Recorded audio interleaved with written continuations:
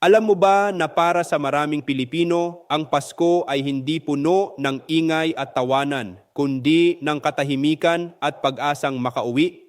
Para sa OFWs, seafarers at mga migranteng nabubuhay sa malayo, ang Pasko ay pagsasakripisyo, isang pagmamahal na ipinapahayag hindi sa presensya, kundi sa pagtiis at pagtatrabaho para sa pamilya.